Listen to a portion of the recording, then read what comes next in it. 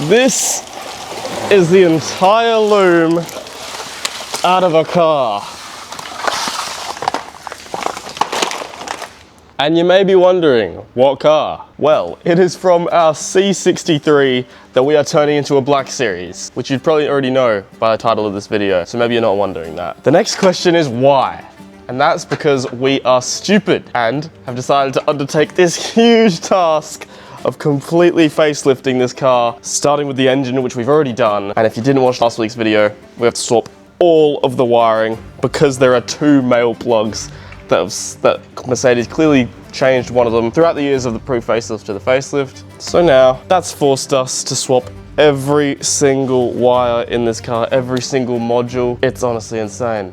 But as you can see, step 1's done. Have gotten this entire loom out. And boy was that one hell of a job. I mean, the size of this wiring loom was just insane. And unlike some other cars, the whole loom was connected and couldn't be separated into sections. This meant quite literally every inch of that interior had to be removed, and all of the loom surrounding the engine. This showed us the absolute huge scale of what we were doing, but also made us more excited, as we now know how good it's gonna feel when we fire this thing back up as a facelifted C63 Black Series. Now, this project has taken absolutely ages, as there have been many setbacks, such as a bent crank on its original engine and many other cars interrupting it. But we're finally back on a roll and ready to get the Black Series complete. Now, some of you may be wondering, why didn't we just swap the plug? Well, that's for a few reasons. Firstly, this would have stopped us from facelifting the car, as the new interior needs the new wiring loom, and we wanted to facelift it, as we think it looks so much better and takes the build to another level. A second reason is that the facelift engine loom likely wouldn't have matched up with the pre-facelift chassis loom, and the wires would have been very different. Now of course, we could have swapped the engine loom back to the pre-facelift engine loom, but where's the fun in that? It would have just been a pre-facelift car with a Black Series body kit. The third reason is that we wouldn't have been able to use the MCT facelift transmission, as it needs to be able to communicate with other facelift modules, and it also needs the updated interior so that it can switch settings using the knob near the gear shifter. So if you were wondering why we're doing this, well, that's why. And in today's video, we're going to be doing exactly what we did to that thing, to this thing, and this thing's wiring harness is going to go into that car, and we're going to burn it down the road, hopefully. Except the only difference in today's video is going to be that we have to label every inch of this wiring harness, because this is the one that we need to remember. This is the facelift C63, that is the pre-facelift C63. This is the one where every little placement of every inch of wire matters, so it's going to be a lot more of a task. We need to be a lot more precise with this removal, and make sure we know how everything goes, so that the transplant into the other car is as smooth as possible. We finished stripping the car with the headliner. Alright Jake, go on son. Alright. Almost there. Headliner's out. Then, wiring loom. And as we go along this process, we're gonna have to be labeling everything, taking photos of everything, because as Chris said, this is the one we've got to remember. Next step, the thing above me. It's honestly crazy to think about how many wires are in a car. Yay! As time went on, this car was looking less like a car. Alright, headline number 2 out. And now, have a look at those wires, buddy. Is there a lot up there? Yeah. Yep. Now actually every single wire is exposed, so. The next step is to make sure everything is unplugged, and also get to labeling everything, so that we literally cannot mess up when we put this in the other car. Undoing just these bottom things, and there's like spider eggs in there. I didn't know that could even happen in a car. Well, this car's newer than the other one, and the other car didn't have that, so that's pretty weird. What'd you call it? I call it left-hand rear wheel well boot firewall module. Awesome. That's how you do it, guys. Gotta be labeling. So it can go back in much easier, and that's it. Yeah, that's what we're doing. We also want to snatch these tail lights off our donor car, as the LED ones look a lot cooler. Buying this donor car has turned out to be an incredible investment, as we've used so much off of it, and we'll be able to sell all the rest of the unused things. What started off as just a car we bought for the engine has transformed our entire car. We continued by unclipping and freeing all the wires, and considering we haven't done anything like this before, as a reminder, me and Chris are not qualified mechanics at all, I think we're doing a pretty good job. Alright guys, we are back. It is a brand new day working on this car. We are continuing to label the different wires as we were before. Very interesting weather today. It's gone from sunny to this, which is weird. Poor M4 is getting wet. There are some big things coming on that car next week, so stay tuned for that. I'm labeling every single wire and recording it to see where it goes. As you can see in there, there's little blue tags everywhere just so that we know what direction the harness goes in, because wires go everywhere in this car. They go over the passenger footwell, over the driver's footwell, through there. Some of them split off in different directions with different purposes. So our goal with this is to make sure that the process putting it in that car is as easy and as smooth as possible. Courtesy of Anthony, his idea was, let's label everything so we know where it goes. Doesn't this make the M4s look so easy? Like the work is a lot easier, so it's not really comparable, but if you compare just taking off the dash to taking off this dash, it was two different worlds. This one wasn't well documented. Things were hidden in weird places. Wires were tied way too tight, so. If any of you guys work on cars out there, let us know in the comments. What do you prefer? Do you prefer working on Mercedes? Do you prefer working on BMW? Do you prefer working on Audi? Do you prefer working on Toyota? What do you prefer? Our favorite so far is probably Beamer, because we've had the least issues with Beamer. But I think we need to work on a few more cars, because we've only done like 3 brands so far. Leave suggestions in the comments below. We do want to explore some new brands in the near future.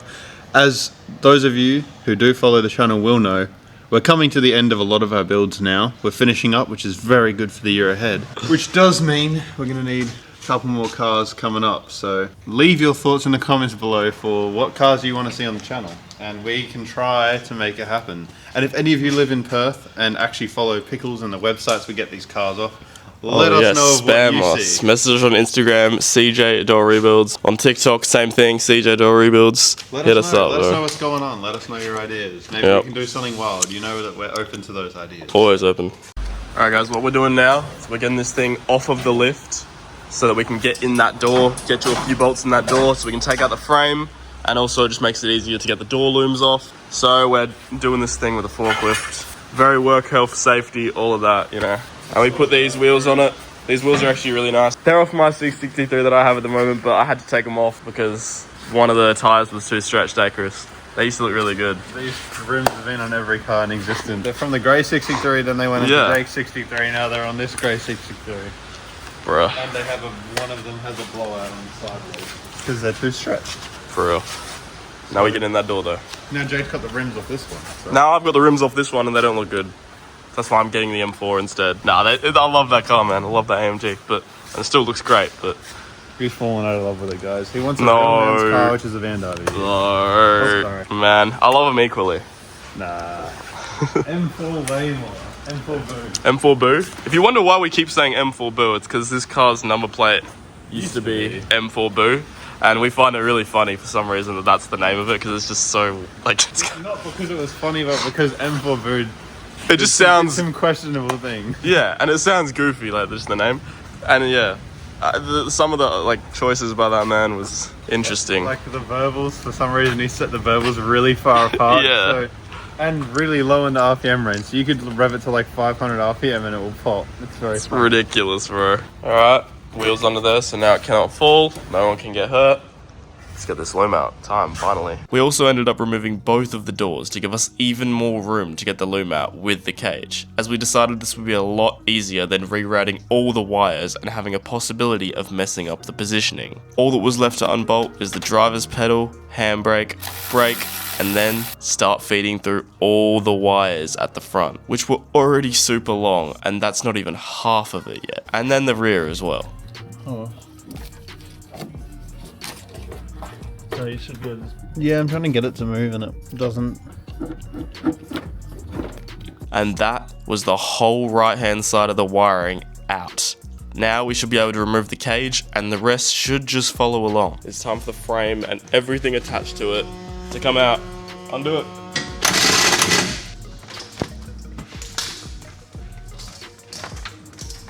We're actually already at the part not where that's going to come up. Lift it up over the top.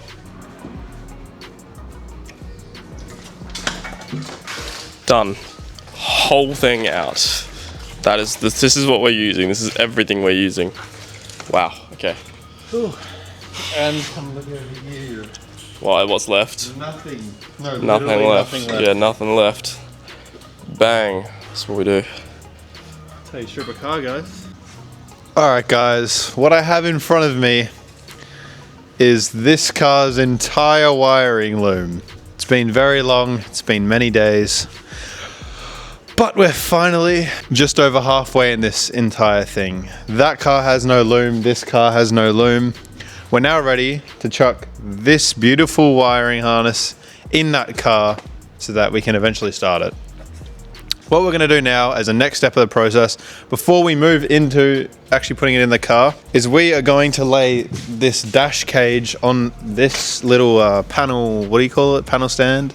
On this panel stand here, and we're going to lay out all the wires, because as you can see, all these wires are not necessarily spread out yet. So we're going to spread all the wires out. From here, we're basically going to do a straight transfer into the car. So from here into there, so that everything's organized and nothing gets tangled, and that's how we think it's going to be the most simple way of doing this. So join us, we'll sort it out, get it in the car. Thanks to our labeling, setting this thing up was the simplest thing we've had to do so far in this job. Alright, Chad, that's everything laid out right there. What do you think?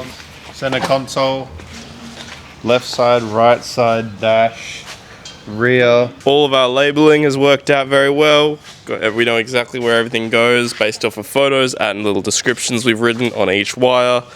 Should be a straightforward swap into this car. This was probably one of the biggest tasks we've faced yet, as everything had been building up to this, the install of the new wiring harness. We took our time, and after some hard work, things were starting to come together. Now we're feeding the wires through. Bit by bit, it was already falling into place, and it felt so good when everything started to line up and we knew we did it right. It's very easy to accidentally push a wire the wrong way in this situation.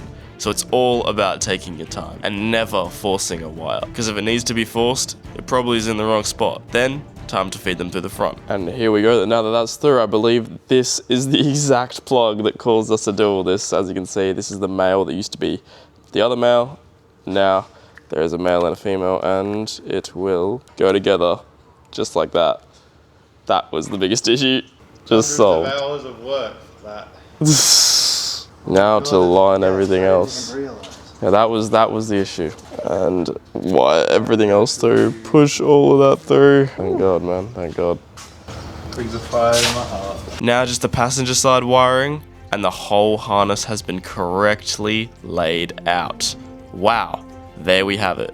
It's all in the right spot in its new home. This was a monumental moment, and it's made us even more excited when we finally fire this thing up for the first time. What an achievement that will be. Please remember to like, comment, and subscribe if you're enjoying seeing the content, and let us know what you want to see next. So guys, I think that's where we're going to leave it for this episode.